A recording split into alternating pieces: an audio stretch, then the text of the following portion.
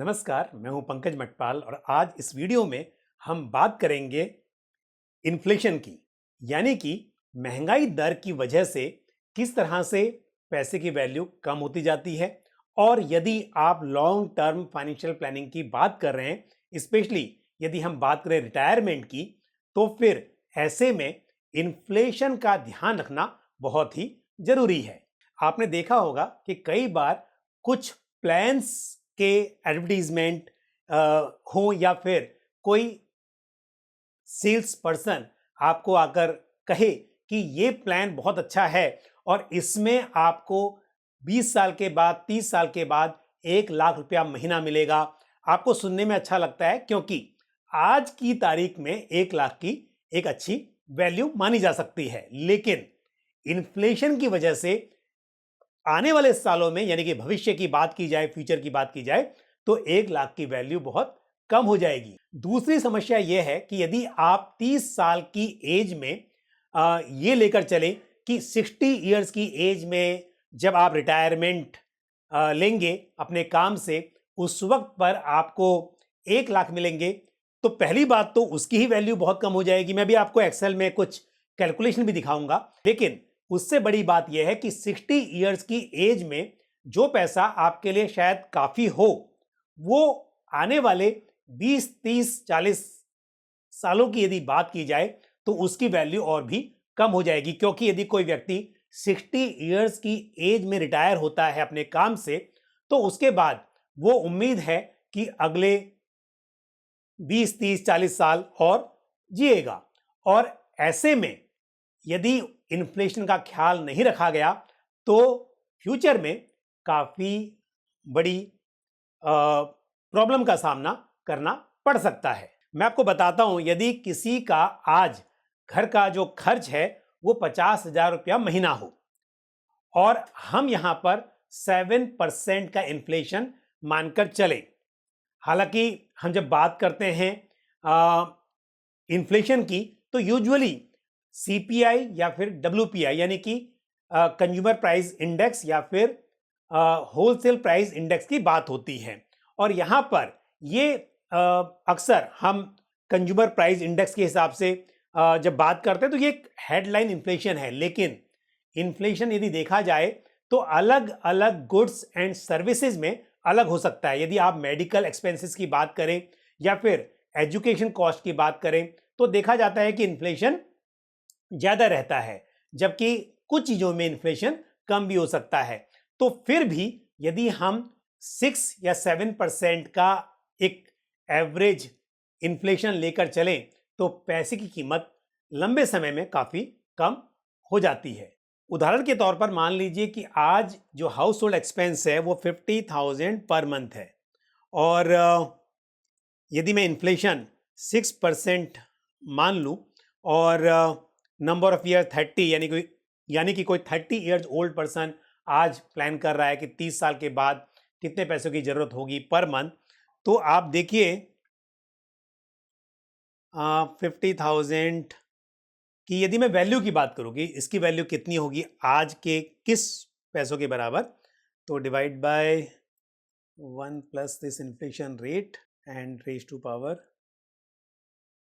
30, तो मतलब आज के लगभग 8,706, नॉट लगभग बल्कि 6% है अगर है तो for the purpose of calculation, यानी कि आज के 50,000 30 साल के बाद आज के 8,706 रुपये के बराबर रहेंगे।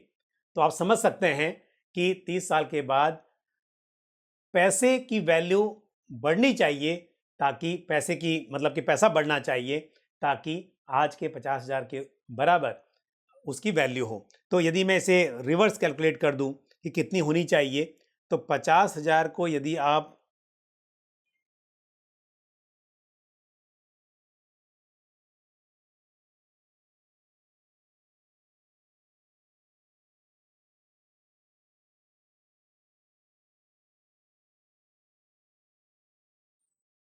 तो यानी कि यदि किसी का खर्च आज 50,000 रुपये महीना है और 6% का इन्फ्लेशन हो, तो 30 साल के बाद ये हो जाएगा 2,87,174।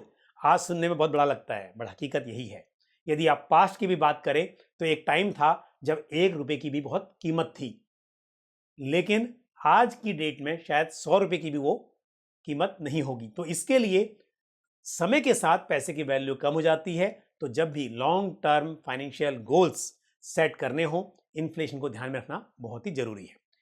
एक और भी इंपॉर्टेंट बात है, ये तो बात थी आज से 30 साल के बाद। यदि कोई व्यक्ति ये कहे कि आज वो 30 साल का है, 30 साल के बाद उसे हर महीने 2,87,000 या कहिए 3 लाख की जरूरत पड़ेगी, लेकिन वो व्यक्ति यदि 3 लाख में उस वक्त काम चला पाएगा, उसका यानी कि जो कैश फ्लो है उसके लिए ये पैसा काफ़ी होगा, तो 5 साल के बाद यानी कि जब वो 65 ईयर्स का होगा, तब जब वो 70 ईयर्स का होगा, जब वो 80 ईयर्स का होगा, जब 90 का होगा, तब पैसे की वैल्यू और भी कम होती जाएगी। मैं यहाँ पर एक कैलकुलेशन कर देता हूँ कि यदि 30 की जगह हम देखें कि वो व्यक्ति आज 30 का है, 30 में रिटायर हो रहा है यानी कि 60 ईयर्स, और 10 ईयर्स के बाद यानी कि 40 ईयर्स के बाद यदि आप देखेंगे तो आज के 50,000 की कीमत 4,800 के बराबर होगी। तो इसके लिए आपको जरूरत होगी हर महीने 5,14,000 रुपए की। और यही यदि मैं 50 साल के बाद बात करूं, आज से 50 साल के बाद यदि फ्यूचर वैल्यू कैलकुलेट करें हम इस 6% से, तो आप देख सकते हैं कि 9,21,000 रुपये होने चाहिए हर महीने के। आज बहुत बड़ा लगता है ये, बट हकीकत यही है। यदि इन्फ्लेशन इस तरह से रहेगा, और जिसकी आप उम्मीद कर सकते हैं कि इन्फ्लेशन आने वाले ईयर्स में भी महंगाई तो रहने वाली है, तो इस हिसाब से आप देख सकते हैं कि आपको कितने बड़े पैसे की ज़रूरत पड़ेगी। ये सिर्फ कैलकुलेशन है, ये मुझे नहीं पता कि इन्फ्लेशन 6% रहेगा या 7% रहेगा या फिर थोड़ा कम भी होगा, बट कुछ भी हो, ऐसा नहीं है कि इन्फ्लेशन जीरो होगा। यदि इकोनॉमी में ग्रोथ होगी तो ये भी सच है कि महंगाई भी बढ़ेगी। तो इसके लिए आपको लॉन्ग टर्म फाइनेंशियल गोल्स के लिए बड़े पैसों की ज़रूरत होगी। तो अब बात करते हैं कि ये पैसा कैसे एक्यूमुलेट किया जाए, और इसके लिए ज़रूरत होती है डिसिप्लिन की। कई बार देखा गया है कि पहली बात, कई बार इन्वेस्टर्स कहते हैं कि रिस्क कौन लेगा, मैं तो फिक्स डिपॉजिट में इन्वेस्ट करूंगा या जो पोस्ट ऑफिस की स्कीम्स है उनमें इन्वेस्ट करूंगा, पैसा सेफ है। लेकिन मैं एक बात आपको जरूर बताऊंगा कि पैसा आपका है और डिसीजन भी आप ही का होना चाहिए। लेकिन सिर्फ मैं यहाँ पर एक बात कहना चाहूँगा या आपको गाइड करूँगा कि इन्फ्लेशन का जो रिस्क है वो इससे भी बड़ा रिस्क है, जो वॉलेटिलिटी का रिस्क है। यानी कि आप जब किसी भी फिक्स्ड इनकम इंस्ट्रूमेंट में इन्वेस्ट करते हैं तो आपको पता है कि यहाँ गारंटीड है 6%, 7% जो भी मिल रहा है वो गारंटीड है। लेकिन जब आप इस तरह की स्कीम्स में इन्वेस्ट करते हैं जहां पर रिटर्न्स गारंटीड नहीं होते हैं, जैसे कि हम बात करें म्यूचुअल फंड्स की, तो यहां पर रिस्क है वॉलेटिलिटी का, यानी कि मार्केट में उतार चढ़ाव होगा जिसकी वजह से पैसे की वैल्यू समय समय पर कम और ज़्यादा होती है। लेकिन यह भी हकीकत है कि लॉन्ग टर्म में मार्केट्स वहां नहीं रहते हैं जहां एक टाइम पर हो। तो यह बात तय है कि यदि आज NAV 10 रुपये हो, कल वो 8 रुपये भी हो सकती है, लेकिन वो 8 पर ही रुकी नहीं रहेगी। किसी भी स्कीम की NAV लॉन्ग टर्म में वो बढ़ेगी भी। तो यदि आपके पास लंबा समय है तो ये शॉर्ट टर्म में जो उतार चढ़ाव हैं इससे ज़्यादा घबराने की ज़रूरत नहीं है। लेकिन यदि ये बात सोचकर कि शेयर मार्केट में उतार चढ़ाव होता है या फिर म्यूचुअल फंड की बात करें कि वॉलेटिलिटी है यहाँ पर, तो ये तो रहने वाली है, ये बिल्कुल भी आप इसे रूल आउट नहीं कर सकते। लेकिन ये बात तय है कि लॉन्ग टर्म में चाहे कुछ भी हो, हमने बहुत सारे इक्विटी मार्केट में काफ़ी गिरावट देखी, चाहे वो बात हो हर्षद मेहता के टाइम पर जो स्कैम हुए, हालांकि पुरानी बात हो गई, या फिर बात हो .com बबल की, या फिर हमने ग्लोबल फाइनेंशियल क्राइसिस देखे 2008 में, या आप कोविड-19 की बात करें। कई बार मार्केट में बहुत अच्छा करेक्शन देखा गया, फ्री फॉल देखा गया मार्केट में, बट उसके बाद भी यह हकीकत है कि जहां पर गिरावट के बाद आए या गिरावट से पहले जहां मार्केट थे, आप देखेंगे कि कुछ सालों के बाद मार्केट उससे ऊपर होते हैं। तो इसके लिए यदि लॉन्ग टर्म के लिए आपको फाइनेंशियल प्लानिंग करनी है तो यहां पर रिस्क लेना जरूरी हो जाता है। और ये रिस्क को यदि आप समझते हैं और आप पेशेंटली इन्वेस्ट करते रहते हैं तो ये रिस्क जो है ये आपका कम होता चला जाता है। तो चॉइस आपकी है कि आप जो इन्फ्लेशन है उसका रिस्क सहन करने को तैयार हैं कि भविष्य में पैसे की कीमत कम हो जाएगी और आप अपना लाइफस्टाइल उस तरह से मैनेज करेंगे कि कम पैसों में काम चला सकें, वो भी पता नहीं कि चल सकेगा या नहीं चल सकेगा।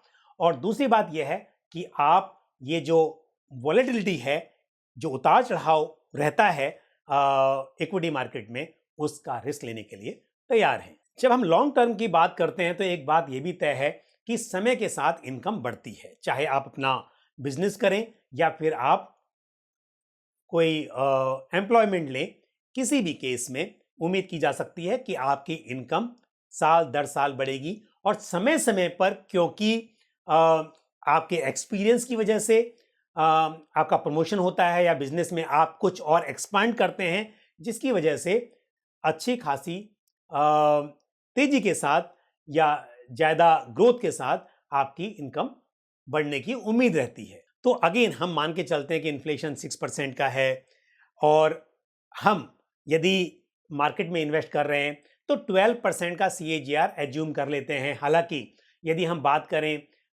20-30 साल की तो यहाँ पर आप इससे भी बेहतर रिटर्न्स की उम्मीद कर सकते हैं, क्योंकि यदि आप लॉन्ग टर्म की बात कर रहे हैं तो बेशक आप स्मॉल कैप में भी इन्वेस्ट करेंगे, मिड कैप में भी इन्वेस्ट करेंगे, जहां पर बेहतर रिटर्न्स की उम्मीद देखी जा सकती है। और आप हिस्टोरिकली भी देख सकते हैं कि बहुत सारी स्कीम्स हैं जिसकी NAV 1995 में 10 रुपये से स्टार्ट हुई थी और आज वो 2400 रुपीज़ या उसके आसपास पहुंच गई हैं। तो ऐसी बहुत सारी स्कीम देखी जा सकती हैं। इसका मतलब कि 10 रुपये की NAV कितना गुना बढ़ गई टाइम के साथ।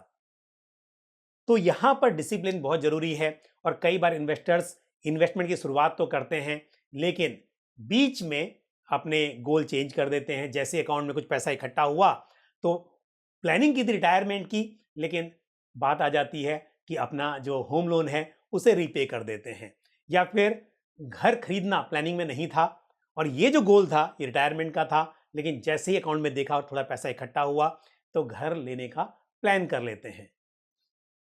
तो जो भी आपके गोल हैं, चाहे घर लेना हो या फिर आपको गाड़ी लेनी हो, रिटायरमेंट हो, हर गोल को अलग से रखिए ताकि जिस गोल के लिए आप प्लानिंग कर रहे हैं उससे कॉम्प्रोमाइज नहीं करेंगे। तभी ये पॉसिबल होगा कि आप बड़ा पैसा इकट्ठा कर पाएंगे। लॉन्ग टर्म गोल को आप शॉर्ट टर्म की जरूरतों के लिए सेक्रीफाइस मत कीजिए।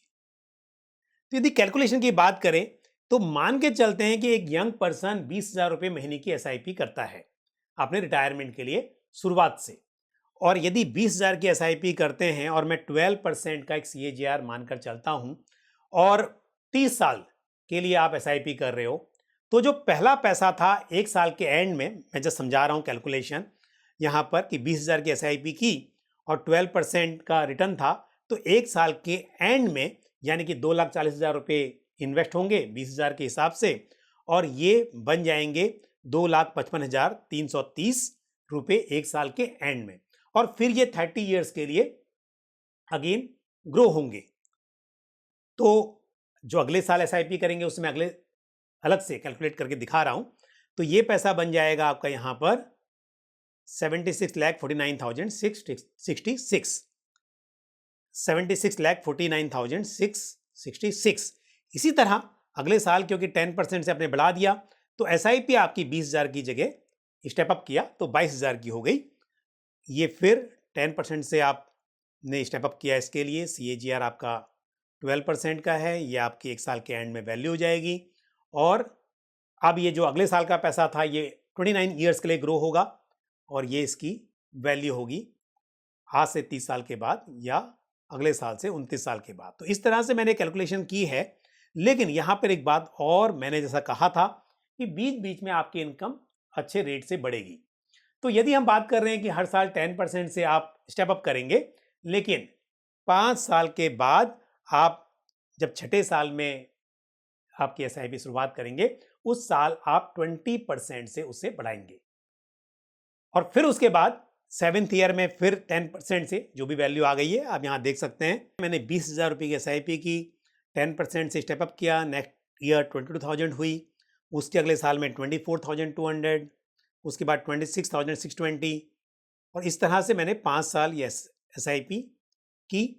छठे साल में मैंने इसे 20% से स्टेप अप किया, तो सडनली ये 10 की जगह 20% से किया, तो जो 5 साल में 29,282 की एसआईपी थी, अब ये 35,138 की हो गई। उसके बाद अगेन 10% से किया, तो यानी कि हर साल 10% से स्टेप अप कर रहे हैं, लेकिन हर 5 साल के बाद में 20% से कर रहे हैं एक बार।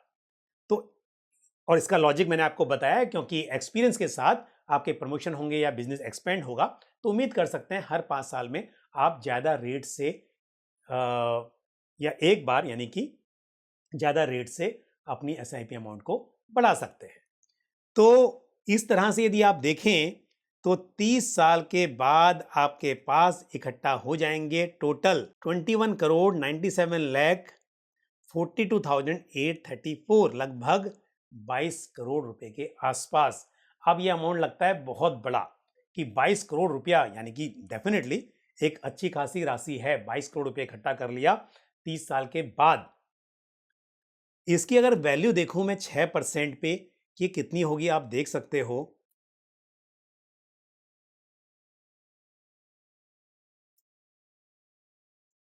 तो ये वैल्यू होगी आज के 3 करोड़ 82 लाख,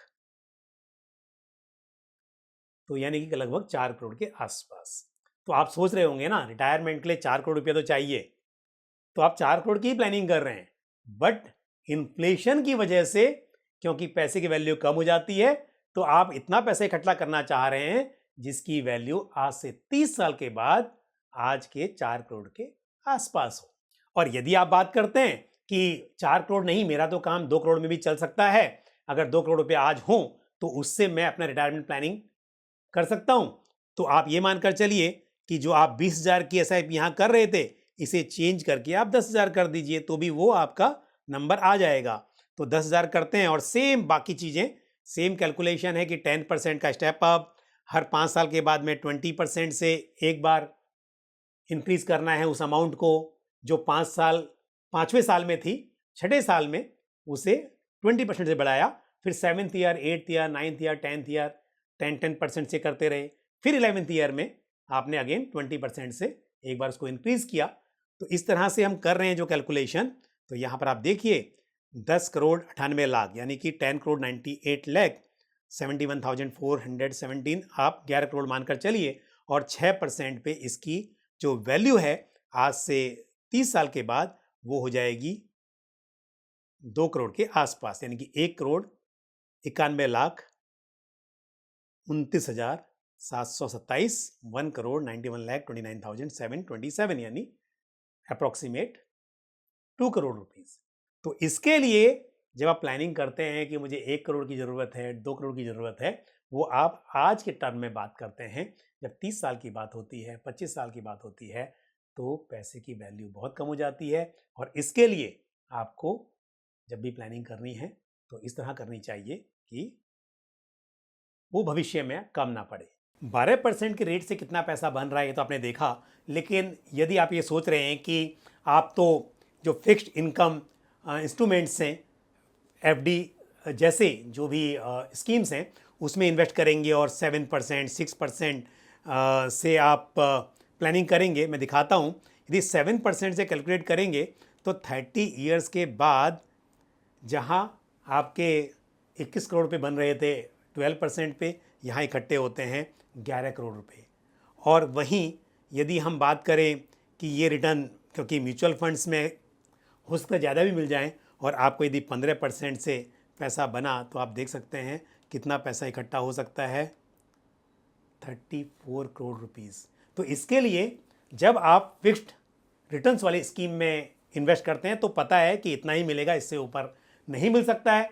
लेकिन यदि आप म्यूचुअल फंड्स जैसे प्रोडक्ट्स में इन्वेस्ट करते हैं तो यहाँ पर कोई लिमिट नहीं है, रिटर्न्स ज़्यादा और कम कुछ भी हो सकते हैं, लेकिन लॉन्ग टर्म में 12% का CAGR जो हम मानकर चलते हैं उतनी उम्मीद तो की ही जा सकती है। शॉर्ट टर्म में बिल्कुल उतार चढ़ाव की संभावना बनी रहेगी, लेकिन हम बात कर रहे हैं यहाँ पर रिटायरमेंट प्लानिंग की, और उसके हिसाब से यदि बात करें और आप सिंपली इंडेक्स फंड में यानी कि निफ्टी 50 या सेंसेक्स फंड में भी इन्वेस्ट करेंगे, तब भी आप 12% के आसपास का रिटर्न यहाँ पर एज्यूम कर सकते हैं, उम्मीद कर सकते हैं उतना मिल जाए। और यदि हम एक्टिवली मैनेज्ड मिड कैप और स्मॉल कैप फंड्स की बात करें तो हम 15% की भी लॉन्ग टर्म में उम्मीद कर सकते हैं। भले ही रिटर्न्स गारंटीड नहीं है, लेकिन यदि इकोनॉमी में ग्रोथ होगी तो फिर मार्केट भी अच्छा परफॉर्म करेंगे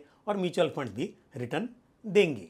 तो बात चाहे 30 साल की हो या फिर 25 या 20 साल, एक बात तय है कि महंगाई का बढ़ना भी तय है और महंगाई के साथ आपके पैसे की वैल्यू भी कम होगी, ये आप समझ सकते हैं।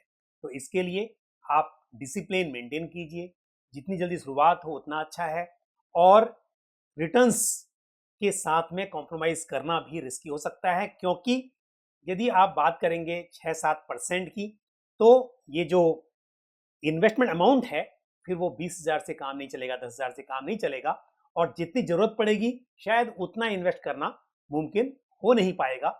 इसके लिए ये जो रिस्क है इक्विटी मार्केट का या म्यूचुअल फंड्स में जो रिस्क है, शायद वो रिस्क लेना जरूरी हो जाता है। तो मैंने इस कैलकुलेशन के जरिए गाइड करने की कोशिश की है कि भविष्य में इन्फ्लेशन की वजह से वैल्यू कितनी कम हो जाती है, और साथ ही क्यों आपके लिए म्यूचुअल फंड्स में इन्वेस्ट करना इंपॉर्टेंट हो जाता है। मुझे उम्मीद है जानकारी को पसंद आई होगी। आपका कोई भी सवाल या सुझाव हो तो आप कमेंट बॉक्स में पोस्ट कर सकते हैं। आज के लिए बस इतना ही, मुझे दीजिए इजाजत। अगले वीडियो में फिर आपसे मुलाकात होगी। Thank you. जय हिंद। म्यूचुअल फंड निवेश बाजार जोखिमों के अधीन है। योजना से संबंधित सभी दस्तावेजों को ध्यान से पढ़ें।